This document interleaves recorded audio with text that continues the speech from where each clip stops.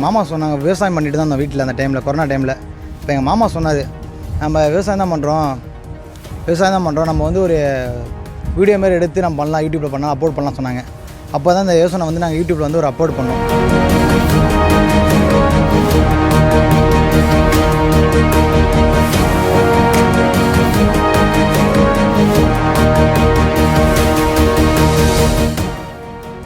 கடலூர் மாவட்டம் ஸ்ரீமுஷ்ணம் அருகே எசனூர் கிராமத்தில் பயிரிடப்படும் சம்பங்கி பூக்களின் வாசனை தன்மை மற்றும் அதனுடைய தரம் குறித்து தென்கொரியாவில் இருந்து வந்த ஃப்ரம் 9 என்ற ஆய்வுக்குழுவினர் ஆராய்ச்சி மேற்கொண்டனர்.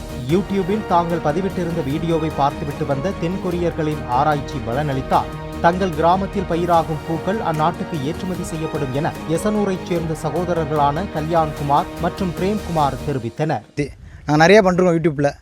அதில் இந்த சம்பங்கி மட்டும் அவங்களுக்கு ரொம்ப பிடிச்சிச்சு. சவுத் கொரியாக்காரங்களுக்கு பிடிச்சி இதை பற்றி 1 மாதமாக வந்து ரிசர்ச் பண்ணி எங்களோட நம்பரை கேட்டு நாங்கள் ஃபுல்லாகவே அவங்களுக்காக ரிசர்ச் பண்ணி 1 மந்த்து கழிச்சு இப்போ தான் வந்தாங்க. 3 மாதமாக விட்டு அதை ரூம் எடுத்து தங்கி 3 நாளாக வந்து வீடியோ எடுத்துகிட்டு போனாங்க. இந்த சம்மங்கி பூவில் வந்து A1 குவாலிட்டி இங்கே இருக்கிறது. இங்கே எசனூர் ஃபுல்லாகவே வந்து A1 குவாலிட்டி.